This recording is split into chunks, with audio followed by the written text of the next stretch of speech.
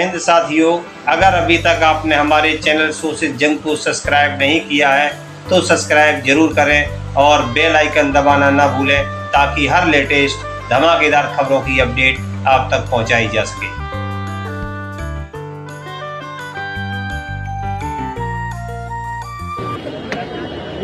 Mahatma Buddha, doctor Ambedkar, Shambhu Eklavya, Mahatma Phule, Fatima Singh, माता Savitribai Phule, Periyar doctor Lohia, आचार्य नरेंद्र देव, अमर शहीद जगदेव प्रसाद, जननायक कर्पूरी ठाकुर,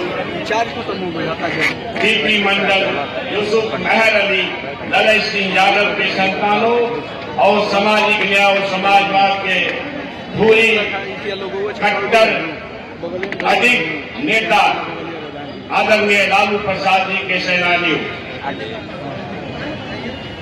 जिसे मां की सभा के आयोजन में जहां एक तरफ दकियानुसी और नफरतवादी विचारों से देश को समाप्त करने की कोशिश की जा रही है, ऐसे क्या कर रहे हैं हमारे प्रिय भाई अनुज और इस ऐतिहासिक सभा के अध्यक्ष स्थानीय विधायक लोकप्रिय नेता फतेह बहादुर सिंह जी को बधाई देता हूं, साधुवाद करता हूं। इस ठंड के मौसम में हजारों की संख्या में अभी भी लोग बैठे हैं। मुझे पक्का विश्वास है, यहां से संदेश लेकर जाता हूं कि अगर परिवर्तन के इतिहास में बिहार ने अमिट भूमिका निभाई है तो आगे आने वाले 24 के परिवर्तन में टिहरी और रोहतास का इतिहास भी याद किया जाएगा। लगता है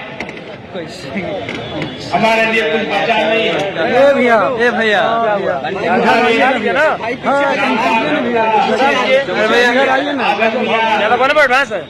ऊपर चढ़ जाइए,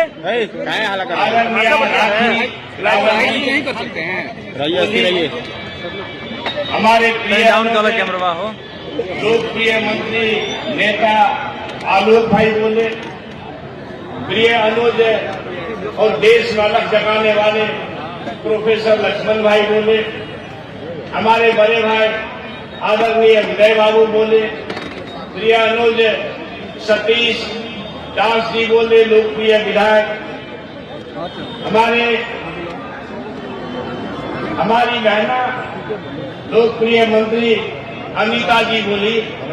मैं उम्मीद करता हूं इनके बोलने के बाद हमारे लिए कुछ बचा उचा नहीं है, इसलिए मैं जो कुछ के वक्ता है उनका साधुवाद करता हूं कि आप जो सीख देकर जा रहे हैं, इस सीख से हमारे लोग जगेंगे और निश्चित रूप से ऐतिहासिक परिवर्तन होगा। मित्रों, फतेह बहादुर सिंह जी ने क्या पढ़ा? मंदिर का रास्ता मानसिक गुलामी का रास्ता होता है और फिर स्कूल का रास्ता प्रकाश का रास्ता दिखाता है। किसी ने अपनी बात नहीं बोली। हमारी माता सावित्रीबाई फूले, जो इस देश की प्रथम महिला शिक्षिका है, उसने कही उनके बाद षड्यंत्रकारियों ने गले की कीमत, जीव की कीमत लगा दी।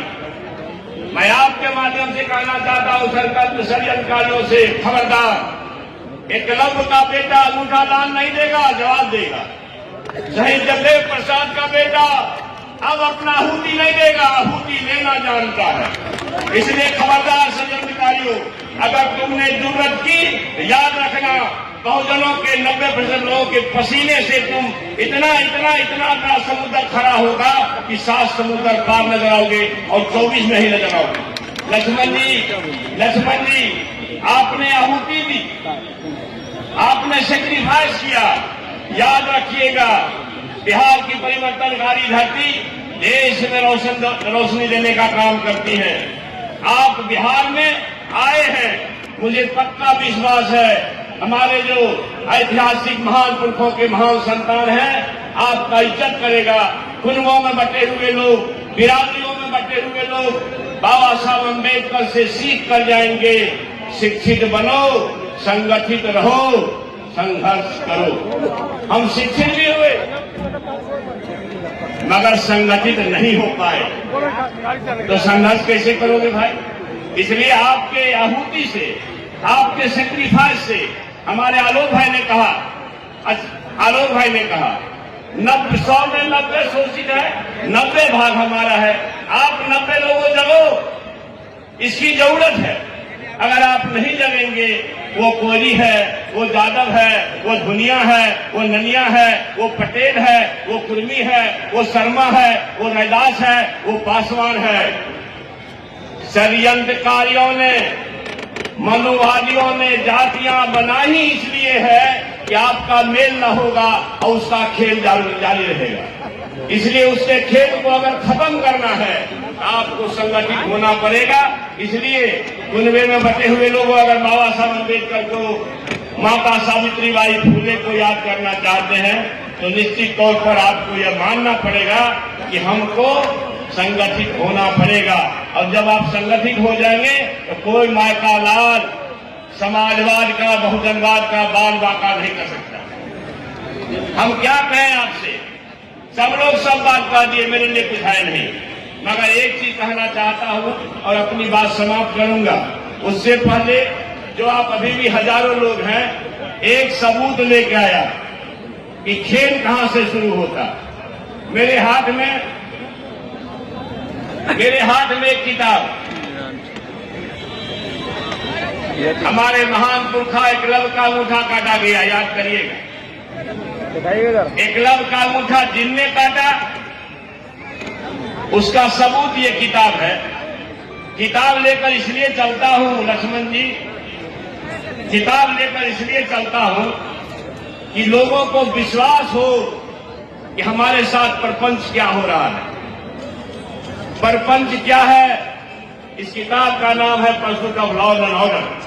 उससे पहले मैं आप सभी से कहना चाहता हूं कि इस मीटिंग में ये जो हमारे उत्तर प्रदेश के भाई राकेश जी आए, कुतुब सिंह यादव जी को आपने सुना, राजकिशोर यादव जी को सुना, श्रीनिवास जी को सुना, शांति देवी जी को सुना, सीमा यादव जी को सुना, राखी रावण जी तो कमाल कर गई, मोहम्मद मकसूद भाई, मोहम्मद नूर साहब, राम लखन सिंह यादव कॉलेज के प्रिय अनु जनार्दन सिंह यादव जी, हरिराम सिंह यादव जी, बंदेलाल सिंह जी, सुनील शर्मा जी, भैयाराम भारती जी, धनंजय महाराज जी, professor Ramchandra ji, professor Om Prakash ji, professor Srinivas Singh ji. एक दो बात कहना चाहता हूं किताब के मुतालिक, फिर आप लोग अपने जगह जाएंगे। इस किताब का नाम है pursuit of law and order. इस किताब को कौन लिखा है? देखिए, इस किताब को लिखने वाले लोग हैं AP दुराई साहब। इसका फोटो है सावरन का। ये पुलिस डिपार्टमेंट में कर्नाटक सरकार के DG बनकर के रिटायर किए और IPS थे। लालू प्रसाद यादव जी को जो षड्यंत्रकारियों ने फंसाया चारा घोटाला मामले में, पुलिस के साइड से जांच करने वाले ये प्रमुख जांचकर्ता थे। प्रमुख जांचकर्ता के रूप में इन्होंने जो इस किताब में लिखा है, इसका 26वां अध्याय है। उसके 230, 231, 232 पेज में क्या लिखा है मैं पढ़ देता हूं, फिर 2-4 मिनट में अपनी बात समाप्त करूंगा। ध्यान से सुनिएगा। लालू यादव जिसने चारा घोटाला जो विगत 7 साल से चल रहा था, 9 साल से चल रहा था, 1993 के मध्य में जब लालू यादव जी को मालूम हुआ, किसी ने कहा कि देवघर में या झारखंड के इलाके में चारा घोटाला हुआ है, तो लालू यादव मुख्यमंत्री के रूप में स्वयं दिन भर में 3-3 बार फोन करके SP को, जो SP साहब लोग मिले हुए थे घोटाले वालों से, 3-3 बार फोन करके मुकदमा करवाया। प्राथवादी बने, सूचक बने। लालू प्रसाद ही चारा घोटाला के मामले को विजिलेंस को दिए, लालू यादव ही चारा घोटाला मामले में जांच CBI को दिए। और जो 7 साल से पहले से लूट रहा था वो चूंकि ऊंची बिरादरी के थे, नाम आया है डॉक्टर जगन्नाथ मिश्रा जी का, अब नहीं है। नाम नहीं लेना चाहिए, जब विचार आएगा तो नाम तो आएगा ना। जहां डॉक्टर जगन्नाथ मिश्रा जी को उसी मुकदमे में बरी कर दिया गया, जेल दे दिया गया, लालू जी के ऊपर आज भी खतरा लटक रहा है, एक पांव जेल में ही है। इसके बारे में ये किताब में क्या लिखे हैं एपी दुबे साहब को मैं पढ़ देता हूं।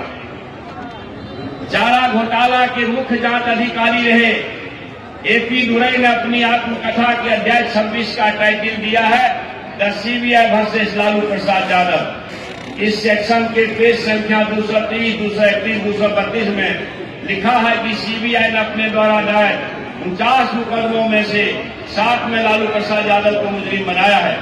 उन्होंने लिखा है कि लालू प्रसाद यादव एवं कुछ आईएएस को फंसाने का गंभीर षड्यंत्र किया गया है।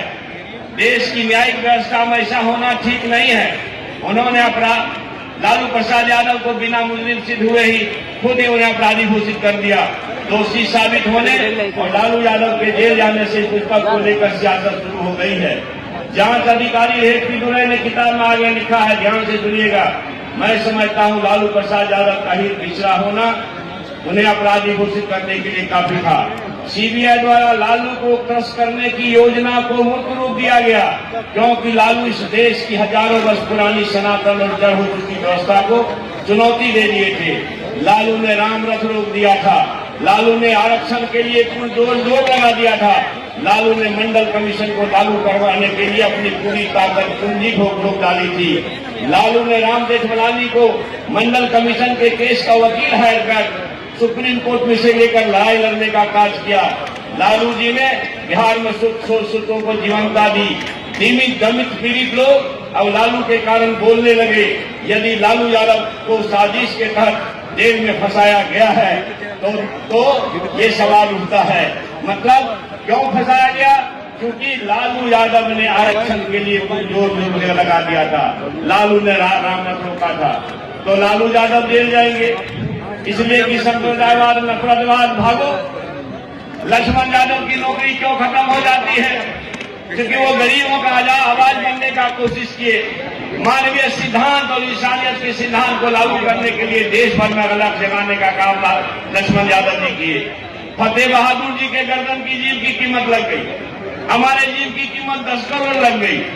आप समझिए जिन विचारों ने, जिन ताकतों ने क्लब हमारे महान पुरखा है क्लब का अंगूठा काटा, जिन विचारों ने हमारे इतिहास पुरुष बिहार के लेनिन शहीद जगदेव प्रसाद जी का कत्ल किया,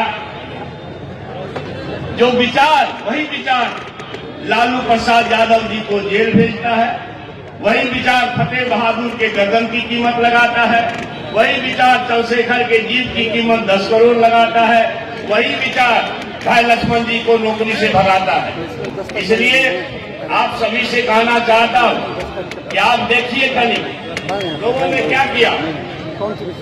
हम नौकरी बांट रहे हैं, 1 साल के अंदर बिहार लगभग 5 लाख लोगों से ज्यादा लोगों को नौकरी दिया है, मगर जिनको 7.5 साल 2-2 करोड़ देना था, अभी तक कम से कम 10 साल पूरा होने वाला है, 20 करोड़ नौकरी होगी।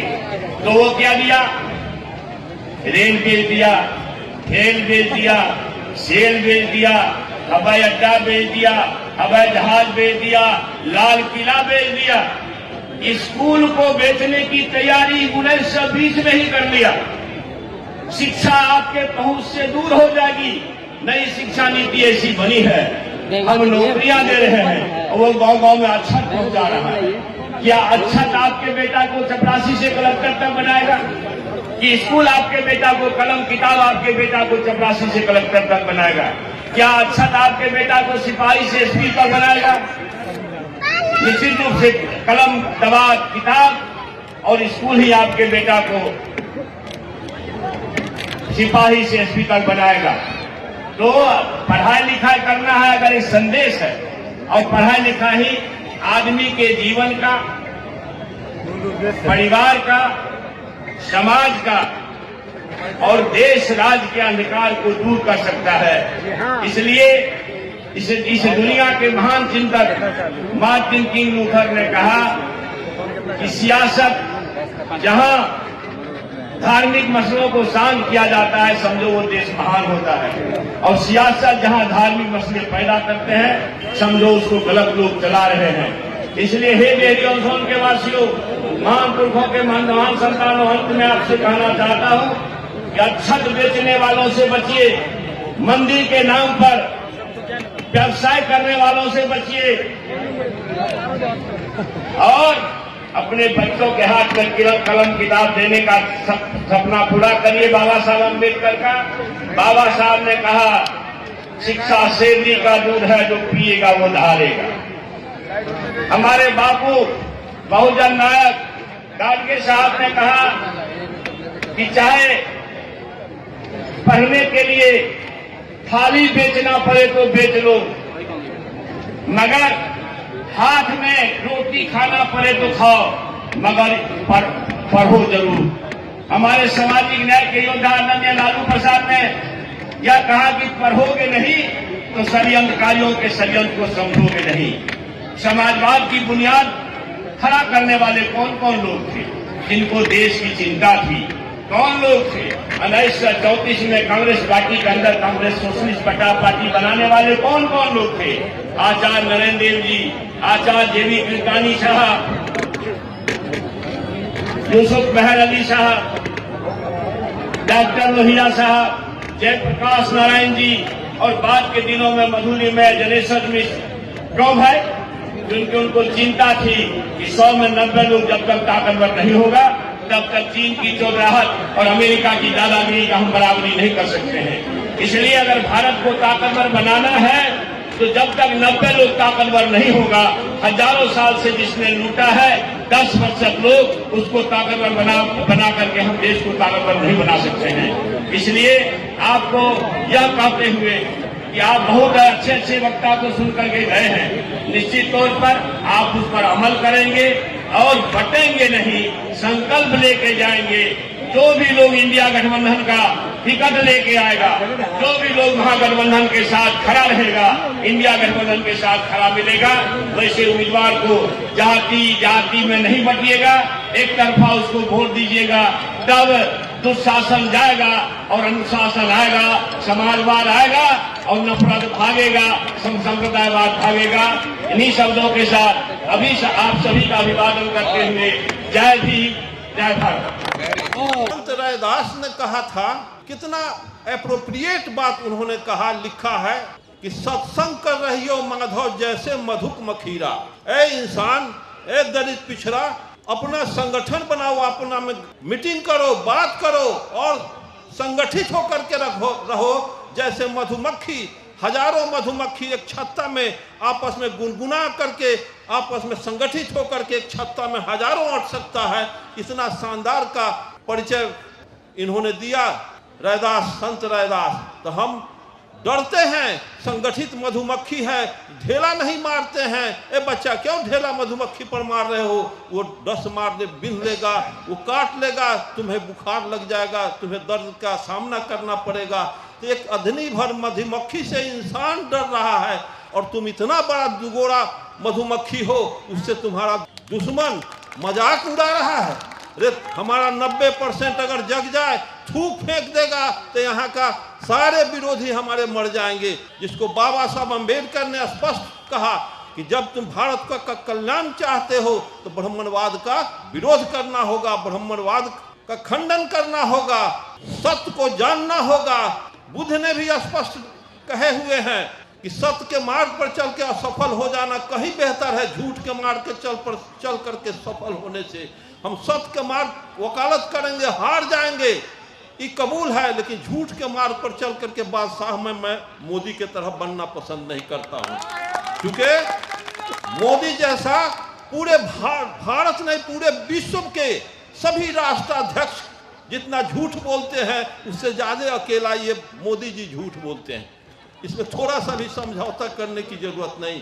इस तरह के राष्ट्राध्यक्ष का कार्यक्रम होगा। 50 वर्ष से इस कारवां को जगदेव प्रसाद, बाबा साहब अम्बेडकर, ललई सिंह यादव, राम स्वरूप वर्मा अर्जक संघ के संस्थापक के कार्यक्रमों को मैं अपने जीवन भर साकार करने के लिए अथक प्रयास मैं करता आ रहा हूं। मैं 50 वर्षों से, इसलिए अब मैं चाहूंगा कि शिक्षा मंत्री उदय नारायण चौधरी जी और आलोक मेहता जी और ये लक्ष्मण यादव जी, फतेह बहादुर बाबू जैसे नौजवान को मैं पास देना चाहता हूं। अपना सारे रेस्ट बचे हुए जीवन अध्ययन का मैं इनको पास देता हूं कि मेरे मरने के बाद ये लोग इस कारवां को आगे तक बढ़ाने का संकल्प करेंगे।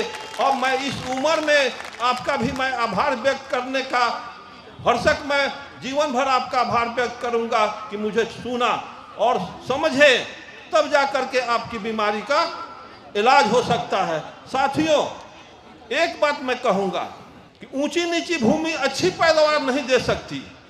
ऊंची नीची भूमि अच्छी पैदावार नहीं दे सकती। उभर खाभर रोड रास्ता अच्छी गति प्रदान नहीं कर सकती। तो जिस समाज में ऊंच नीच छुआछूत के भेदभाव रखने वाले लोग क्या समाज राष्ट्र का कल्याण कर सकते हैं? संभव नहीं है। हजारों वर्ष से यहाँ के चंद 10% का गुलाम बने हुए हैं।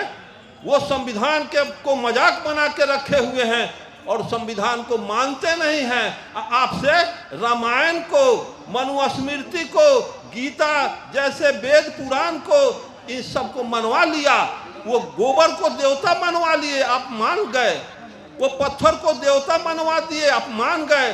ढेला को देवता मनवा लिए, आप मान गए। लेकिन हमारे बाबा साहब अम्बेडकर, कार्ल मार्क्स, ज्योतिबा फूले, पेरियार, कबीर, इन लोगों ने कहा कि पाहन पूजे हरि मिले तो मैं पूजू पहाड़। ये बात आपको समझ में नहीं आया। अरे इन मंदिरों में जाना बंद करो, मंदिरों में दान देना बंद करो, मंदिरों में अनुदान देना बंद करो, ब्राह्मणों को मतदान देना बंद करो, ब्राह्मणवाद का सफाया हो जाएगा, खत्म। अगर आप चाहते हैं अपना कल्याण, तो अब एक तरफ बाबा साहब का एग्जाम्पल देते हैं कि पार्लियामेंट की तरफ इशारा किए हुए कि पार्लियामेंट दखल, पहले घर दखल करो। पहले घर से ब्राह्मणवाद को 2 क्लास पास ब्राह्मण तुम्हारे घर में आके सत्यनारायण झूठ नारायण कथा कहता है और तुम सरेंडर कर जाते हो। और 20 क्लास IAS IPS जो सचिवालय में बैठा है उसको तुम दखल करना चाहते हो। तो पहले घर से भगाओ, तब पार्लियामेंट से स्वतः भाग जाएगा। ब्राह्मणवाद को घर से भगाओ, नहीं तो सत्यनारायण झूठ नारायण कथा बुला लो। कोई परिवार में मर जाता है तो मार छिलवा करके बाप को स्वर्ग नरक में भेजना चाहते हो। तो जवन जात इस जन्म में तुम्हें खड़ाऊं खड़पा पहनने नहीं दिया, जूता चप्पल पहनने नहीं दिया, चौकी कुर्सी पर बैठने नहीं दिया, वो कहता है पलंग दान करो, गाय दान करो, बाप के स्वर्ग में भेज देंगे। कि स्वर्ग में भेजेगा कि घसोर देगा, ये कौन समझेगा जी? समझना होगा।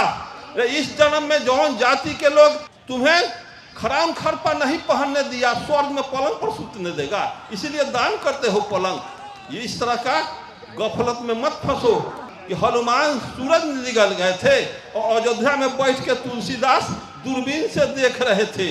और उसी समय वास्को डिगामा कोलंबस दुनिया का खोज कर रहा था।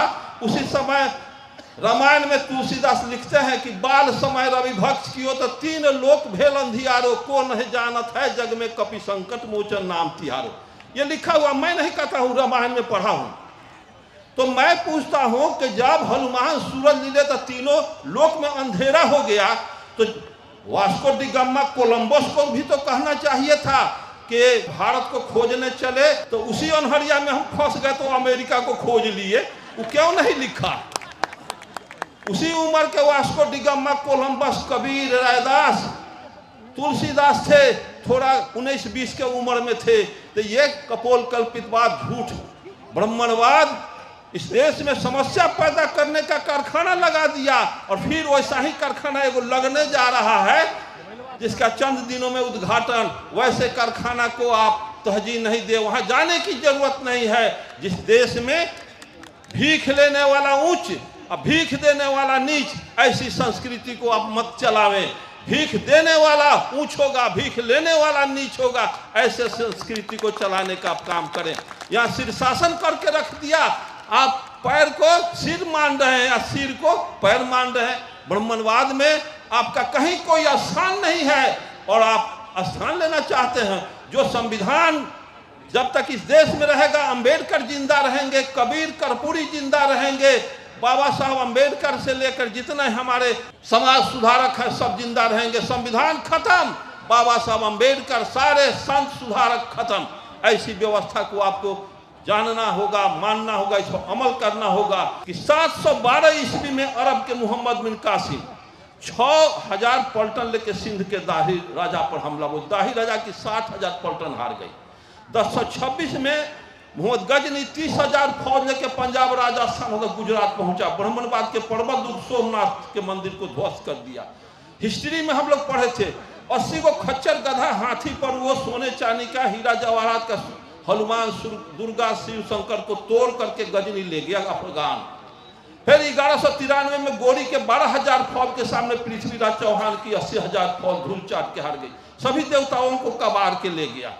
फिर पानीपत की पहली लड़ाई 1526 में तराइन के युद्ध में बाबर के 12,000 फौज के सामने राणा संगा की 60,000 फौज धूल चाट के हार गई। तो एक तरफ तुम कहते हो कि शिव के त्रिशूल से बचोगे, विष्णु के चक्र से बचोगे, इंद्र के वज्र से बचोगे, जम्र के दंड से बचोगे, ब्राह्मण के शराब से नहीं बचोगे। तो 712 में हार गए, 1026 में हार गए, 1193 में हार गए, 1526 में हार गए, देश गुलाम हो गया, देवी देवता लूट गई, बहु बेटी लूट गई। किसी ब्राह्मण को शराब न देना था कि गजनी गोरी बॉर्डर के उसी पर लकड़ी लेखन धस जल जाता। तो शराब किसके लिए? तो यही कोयली कुर्मी कानू तेली चमार दुसाद के लिए कि कम से कम शराब रिजर्व रहेगा तो दही चूड़ा तो बाद में गफलत में खिलाएगा, और नहीं तो शराब नेकेड हो जाएगा, उघाड़ हो जाएगा तो कोनो पूछेगा नहीं। ऐसी व्यवस्था को सोचना होगा। और सत्यनारायण झूठनारायण बेटा बेटी के शादी हो अर्जक विधि से करें। कोई परिवार में मर जाता है, जाइए जला दीजिए, लकड़ी है तो जला दीजिए, नहीं तो दफना दीजिए। कोई जरूरत नहीं है माथ छिलवाना, भाव छिलवाने की जरूरत नहीं है। दान पुण्य करना स्वर्ग में जाता है तो मोबाइल भी एगो दान दो, आप नंबर डायल करके पूछना 3 महीना के बाद, हेलो बाबूजी स्वर्ग में हम पंडित जी के दान कैली है, जूता चप्पल खड़ाऊ खड़पा पलंग पर सुतई बढ़ा कि भूये बढ़ा सुतई, नतीजा आ जाएगा। ज्ञान सत्य को समझो। विज्ञान में कोई लेकिन किंतु मगर परंतु नहीं होता है। विज्ञान किसी विषय को प्रयोग करके सिद्ध करेगा, नहीं तो रिजेक्ट कर देगा। अर्जक्शन इसीलिए कहता है पहले जानो तब मानो। यहाँ जाना नहीं और मान लिया, ये कपोल कल्पित बात में फंसा के 90% को जाति में फंसा करके रखा। पशु पक्षियों में जाति होती है, वनस्पतियों में जाति होती है, आम है, लीची है, पपीता है, खजूर है, तार है। और पक्षियों में जाति होती है, बकुला है, मैनी है, गिद्ध है, वगैरह वगैरह। जानवरों में जाति होती है। क्या उसी तरह से जाति इंसान का है? ये चमार दुसाद कोयली कुम्हार कानू कलवार उसी तरह से जाति है। कोई आदमी अगर कहे गाय और भैंसी एक जाति है, 2 जाति है, क्योंकि जाति का पहचान क्रॉस से भी होता है, पैखाना से भी देख के होता है, बोली से होता है, चेहरा से होता है। अगर उसी तरह का मानव जाति है तो गाय को भैंसा से क्रॉस कराएगा, बच्चा नहीं देगी। बकुला को मैनी से क्रॉस कराओगे, अंडा नहीं देगी। बाघ को हरिण से क्रॉस कराओगे, बच्चा नहीं देगी, क्योंकि दोनों 2 जाति है। सेम उसी तरह से जाति है। तो चमार का लड़का ब्राह्मण के लड़की में, चाहे ब्राह्मण का लड़का चमार के लड़की में शादी कराओ, बच्चा न होगा तो 2 जाति है, बच्चा हो जाता है तो 1 जाति है। यह वैज्ञानिक तर्क है, यह वैज्ञानिक बात है। जाति बना दिया, तुम जाति में बन गए, अहिर कोयली कुर्मी कानू चमार दुसाद बन गए। इससे बड़ा गफलत में कौन पड़ेगा? सारे लोग गफलत में पड़े हैं। और एक तरफ बाबू जगदेव बाबू ने कहा था कि ब्राह्मणवाद को समझना होगा। आप गुरुकुआ चनन कीजिए, औंठी पहनिए, हाथ में बद्धी बांधिए, जनेऊ सोटिए और अंबेडकरवादी कहिए, मार्क्सवादी पदार्थवादी कहिए। इस देश में मार्क्सवाद असफल हुआ क्यों? दूरा पर मार्क्सवाद, लेनिनवाद, आंगना में सत्यनारायण झूठनारायण कथा। कैसे होगा? आज आप कहते हैं अंबेडकरवादी, और छठ में ठेकुआ सूरज को खिला रहे हैं, चलेगा? कोई जरूरत नहीं है। अम्बेडकरवाद का नारा बुलंद करने वाला बद्धी नहीं पहनेगा हाथ में, भुरुकुआ चनन नहीं करेगा, सत्यनारायण झूठनारायण कथा इनकारो, इसकी कोई जरूरत नहीं है। हमें मनुस्मृति रामायण नहीं चाहिए, हमें भारत का संविधान चाहिए। देश संविधान से चलेगा, रामायण और मनुस्मृति से देश नहीं चलता है। हम हिंदू कभी नहीं थे, अब हिंदू बन करके ब्राह्मणवाद को एक बाल नहीं टेढ़ कर सकते हैं, ब्राह्मणवाद का एक खटिया खड़ा नहीं कर सकते हैं। हम हिंदू, बाबा साहब कहे थे कि हम हिंदू कभी नहीं थे, हिंदू आज भी नहीं हैं, हम हिंदू धर्म के गुलाम हैं। हिंदू धर्म छोड़ना धर्म परिवर्तन नहीं है, यह तो गुलामी के जंजीरें तोड़ना है। इसे वीर पुरुष कर सकते हैं। मंदिर में जाना बंद करे, जिसको पेरियार रामास्वामी नायकर ने कहा था, ईश्वर होता ही नहीं है। भारत में अगर जानना है तो बाबा साहब अम्बेडकर का readers of Hindu Ram and Krishna किताब उठा के पढ़िए। भारत में राम रावण युद्ध नहीं हुआ लेकिन रामायण लिखी गई। भारत में महाभारत नहीं हुआ, महाभारत लिखा गया। ये सब हुआ नहीं। भारत में राम पैदा नहीं हुए। भारत में ये 56 करोड़ देवी देवता को बना दिया गया, हम मान लिया। अरे 56 करोड़ देवी देवता भारत में कब हुआ था? इसका जनगणना कौन कराया था जी? एक होता है ये लालू जी, नीतीश और लालू जी जनगणना कराया था, विरोध चल रहा है। 56 करोड़ देवता की जनगणना कौन कराया? 200 देवी देवता का नाम आप सभी लोगों को कह दूं कि लिख करके दीजिए तो मैं आपका गुलाम लिख दूं। 100 देवता का नाम भी नहीं लिख सकते, गोबर पर आ जाइएगा। इतना देवी देवता 56 करोड़। जिस देश में 56 करोड़ देवता हो, वो देश दुनिया के दौर में कर्जा लेता हो। लक्ष्मी सरस्वती इस देश में लक्ष्मी होती नहीं है। इनके सारे धर्मशास्त्र में एकदम क्लियर लिखा हुआ है। श्रृंगी ऋषि हरनी के पेट से, जम्बुक ऋषि सियारिन के पेट से, गौतम ऋषि गाय के पेट से, द्रोणाचार्य दोना से, अगस्त ऋषि घैला से राम को खीर खिया के पैदा किया गया। क्या इसी तरह से देवी देवता पैदा होता है?